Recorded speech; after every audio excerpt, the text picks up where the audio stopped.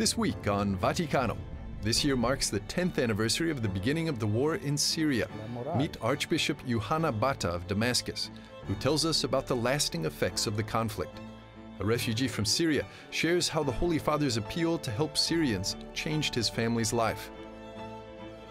And visit the Basilica of Santa Maria in Cosmedin with us, a Greek-Melkite church and the beating heart of the Syrian community in Rome.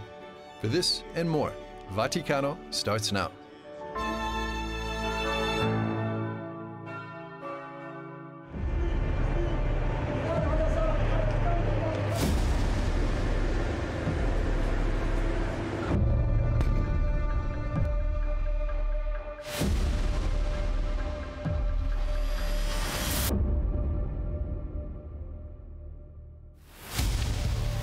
Decades of war and violence have led to a dramatic decrease in the number of Christians in Syria.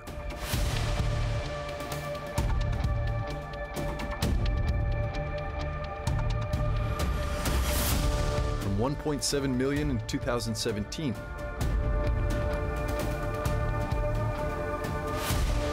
to 677,000 in 2020.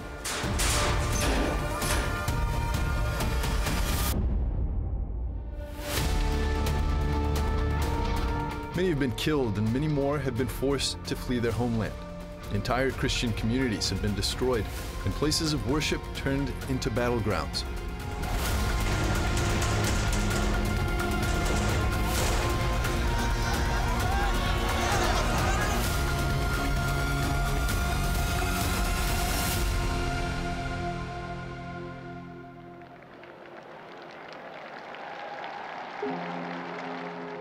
Dieci anni fa iniziava il sanguinoso conflitto in Syria.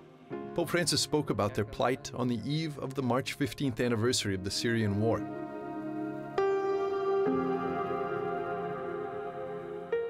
A week after returning from his papal trip to Iraq, the trip that brought hope and solidarity with the Christians of the Middle East.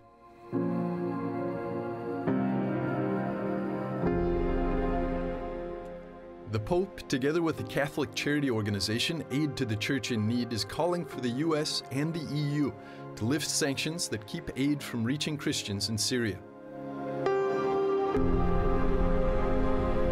The Catholic charity says that due to American and European banking codes blocking money transfers to Syria,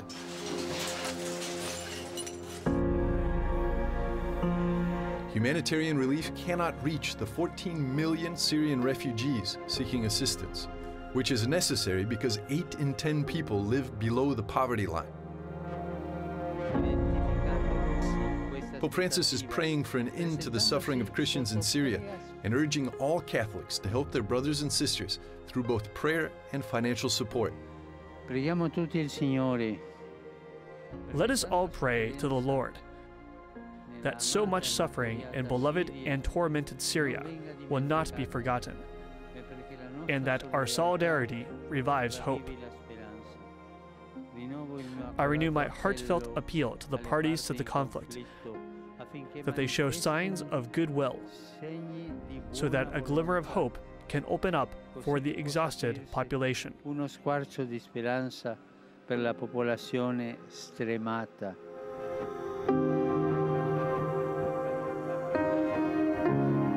One way the Vatican hopes to help this exhausted population is by promoting and encouraging job creation programs. The Vatican plans on supporting the programs created and funded by Catholic NGOs and ROACO, the Vatican organization formed by the Congregation for Oriental Churches. The initiatives are meant to help begin the recovery process both individually and nationally.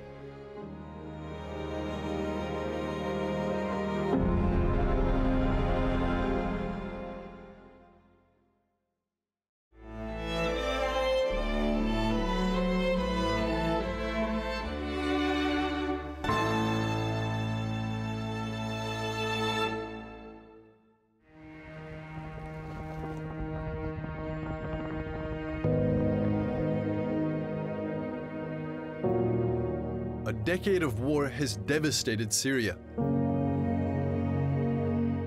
Over 11 million people there currently need humanitarian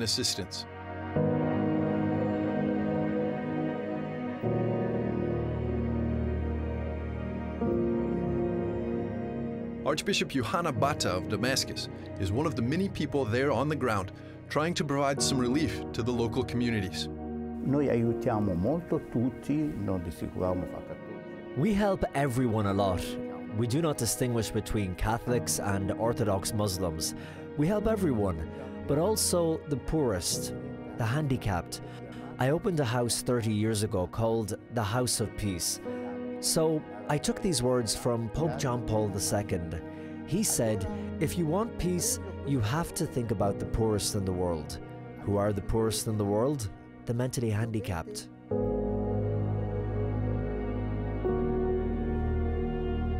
Archbishop Battah believes that placing an emphasis on the dignity of the human person is the change needed to heal Syria, the Middle East, and the world. Mi interessa di mettere la morale. I, as a religious man, am interested in putting morals. Pay attention, we cannot continue to be like this. We are not saints, but it takes time. Change comes from inside, from the family, from the school. It is important to help Christians to stay in the Middle East. Why? Because the Middle East without Christians will be very dangerous. We can live together with everyone. With Sunnis, Shiites, Turks, even Jews. Christianity can be a bridge for all religions. Per tutte le religioni.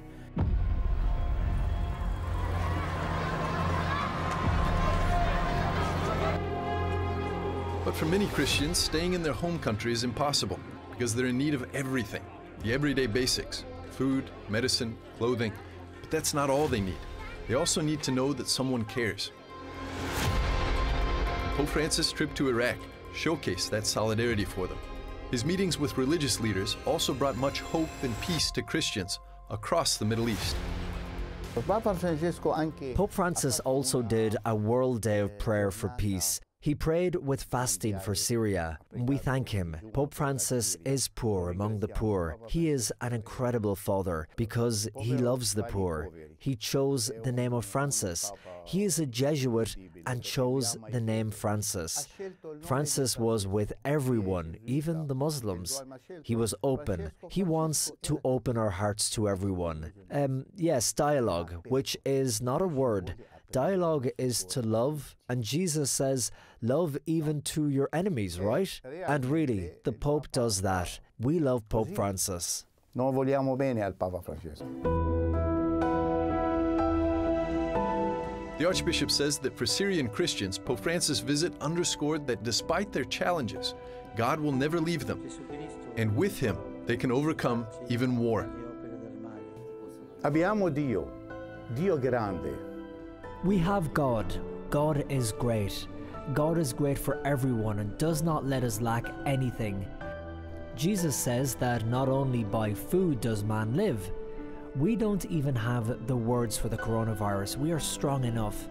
If you go to Syria, take the energy and courage to start your life again. Prendi l'energia e il coraggio di ricominciare la tua vita. When we return, we'll take you into a radio station answering Pope Francis' call to serve Christians in the Middle East.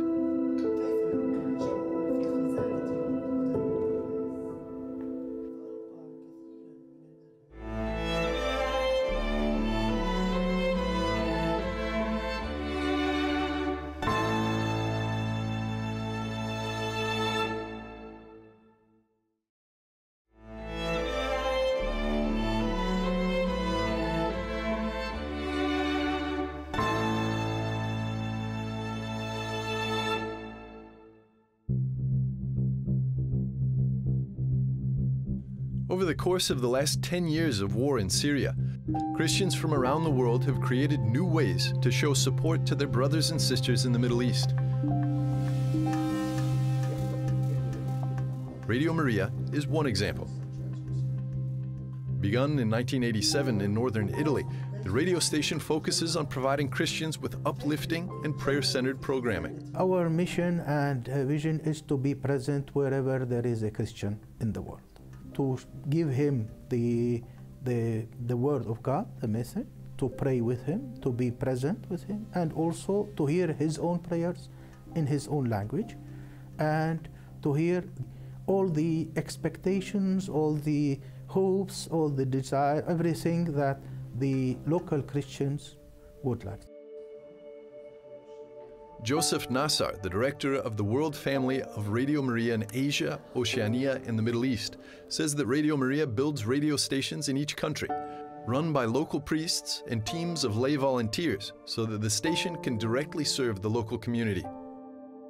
But we have only one project, Radio Maria, for all the world. We begin in a small place, any place where we are called by a bishop or the local Christian community, and then we try to help them to go cover all the nation, to all the country.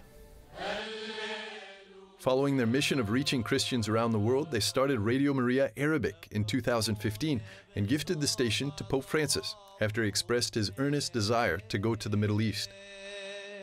So we have begun in Iraq, in Syria, in Jordan, in Lebanon, and later in Egypt. In some places we have more than one.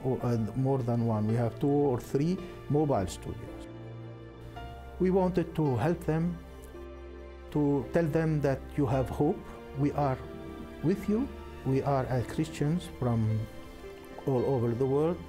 We want you to stay. We want to help you to express your own faith, to continue with this faith, and to express your own prayers, your own patrimony, because they are, you know, they are people of Abraham. Okay.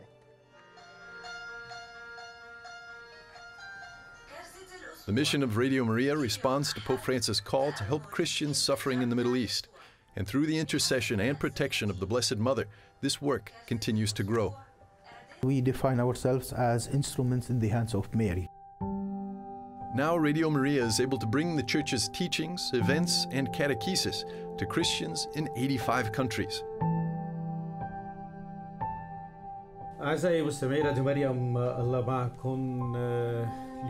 After the break, we speak with Saman Daoud, a Syrian refugee in Rome, whose work at Radio Maria has helped him to heal after the experience of war.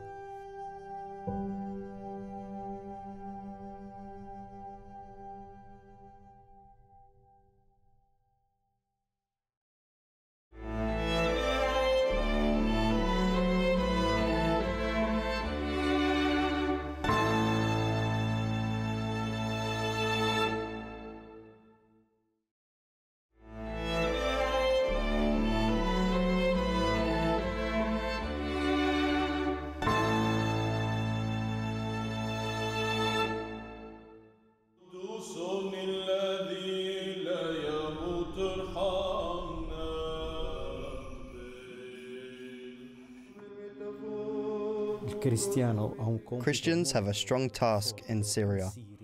It is to bring peace. Jesus told us to forgive 70 times 7. So if you don't forgive, you are not Christian. Saman Daoud is a Catholic from Syria whose life was upended by war. He and his family are now refugees in Rome, where he works for Radio Maria's Arabic edition. In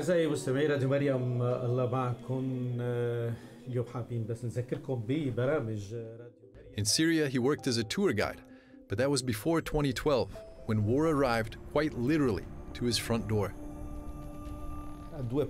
2 steps from my house was a famous double attack, typical of Al-Qaeda. A car bomb arrives and explodes, people run to help, then a second car bomb arrives and then explodes, creating even more damage. In that one, I lost many of my friends, dear friends, and that's when a greater anger came to me from inside. Overnight, Saman went from happily guiding tourists to guiding war journalists. Today, thankfully, the terror of war in Syria is now only present for him in pictures. Here you see a church almost destroyed, and here we go inside the church. Look at the results of the war.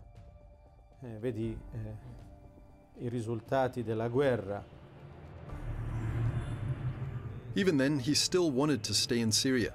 But in 2015, his son asked him a question that he couldn't answer. When your son tells you that he might be taking soon to do military service. Who should I shoot against? And when a missile landed in the Dawood's backyard, that was the final straw. At 45 years old, he, his wife, and 2 children left everything behind and went to Italy, where they were recognized as refugees. Their arrival coincided with Pope Francis' call to all Catholic communities to take in the families taking flight. Ospiti una famiglia. Era domenica. It was Sunday, September 6, 2015, when the Pope at noon, during the Angelus, said to open the parishes and welcome refugees. At that hour, at noon, I had landed in Milan. And 3 days later, Saman received a providential telephone call, an invitation from the Holy Father to be a guest at the parish of Santa Marta. For that year, Saman and his family lived in Cardinal Konrad Krajewski's apartment until he found a new job, using his knowledge of journalism. When I first met Saman, I found in him a very fervent person and very adequate to work here with radio. Quando sono venuto qua, When I came here, as I always say, it was for divine providence. When you count on God, God knows what He wants from you. And I always say, the Lord's will be done. sia fatta la volontà del Signore. Saman found a way to forgive and move on, keeping his faith and the links to his past, and looking forward to his future in Italy with hope.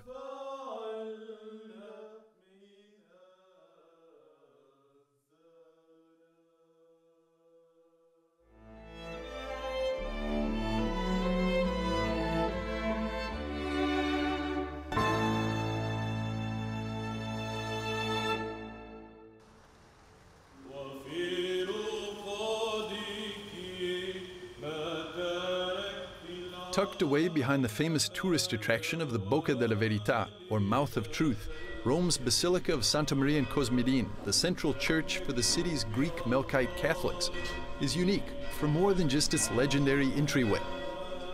Benvenuti in questa basilica minore, che è una delle basiliche. Welcome to this minor basilica. This is one of the minor basilicas found in Rome that was given by St. Paul VI to one of our patriarchs in 1964, when it became a seat of the patriarchal procurator to the Holy See.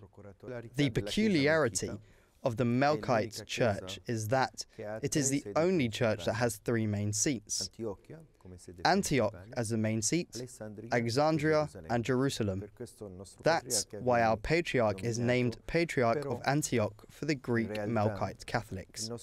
However, in reality, our patriarch is also the Bishop of Egypt and Jerusalem.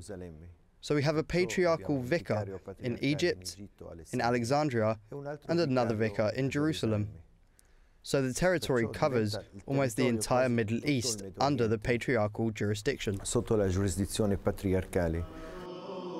The name Melkite is taken from the Syriac word for king, Melka, since these people, along with their king, accepted the teachings of the Council of Chalcedon in 451.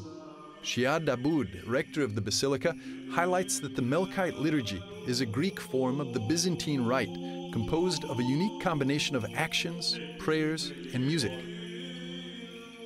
It brings immigrants from all over the Middle East together and is in full communion with the Roman Catholic Church.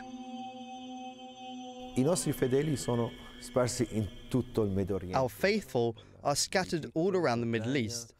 And here in Rome they come usually because they have been looking for work for 30 or 35 years. There are some faithful that came from Syria, Lebanon, Egypt, or Jordan looking for work. And this gives particularity to our church, which is not a national church of only Syrians or only Lebanese. No, it is made up of all the countries of the Middle East, and here in the Basilica, everyone comes. Because sometimes we find 4 countries inside the Basilica. È composta di tutti I paesi del Medio Oriente. Immigrants and refugees, like Saman Daoud, can feel at home in the Basilica as the liturgy can serve as a reminder of the Middle East before the war.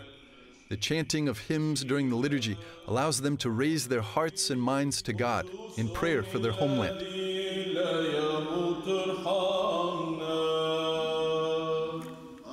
Greek Melkite rite uses lavish robes and golden decorations to symbolize the meeting point between heaven and earth. To make the Byzantine rite as beautiful as the Byzantines would like, you need a suitable place, a place of worship, beautiful clothes and singers.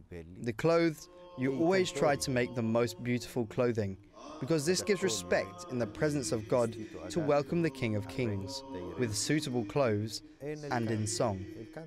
The singing sincerely helps so much to elevate the soul.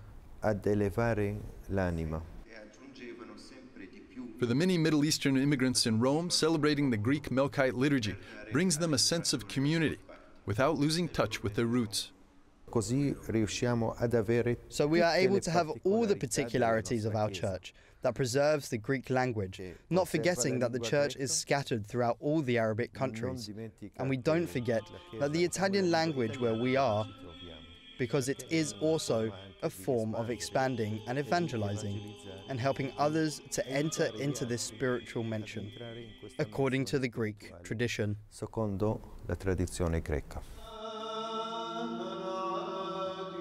Today, this basilica offers the Greek Melkite Catholic liturgy in 3 contemporary languages: Italian, Greek, and Arabic.